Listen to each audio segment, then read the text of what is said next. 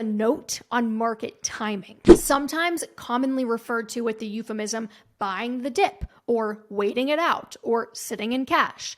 Be very, very wary of that.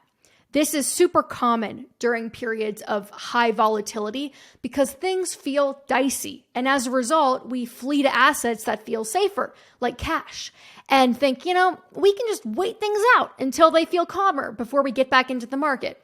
And if you're like, yeah, but shouldn't it be relatively easy to not miss the best days? Like if I'm pulling my shit out when it's tanking, how likely is it that I would quickly miss a best day? Turns out it's pretty freaking likely.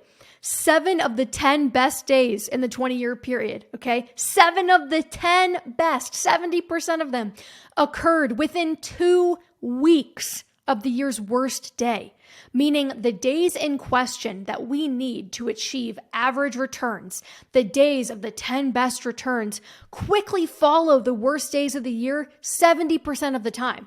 It's very, very difficult to time bottoms and rebounds, and there are entire industries built on the foundation of hubris that it's consistently possible.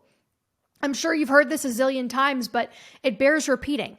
Time in the market beats timing the market. So even though this millionaire exercise might feel a little silly or overly optimistic during a down market, it's important to remember that investing through the bull and the bear markets is how we achieve the average returns. The scariest numbers I saw in a recent report referenced the 30-year return of the S&P 500, which is the benchmark this report is using, though I will always advocate for diversifying beyond it and including things like small cap value and international funds in your portfolio, but I digress, was 9.96%, where that 10% number comes from that we often use.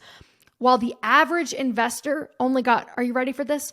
5.04% on average, because the average investor pulled out of the market during a few key downturns.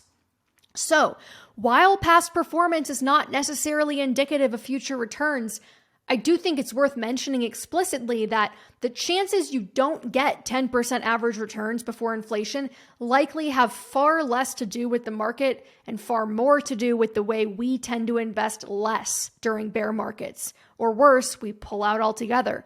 Or we attempt to time the market, which completely invalidates any sort of average return statistics that we turn to. When you're implementing a buy and hold strategy, you can't just buy. You also have to hold and then keep buying.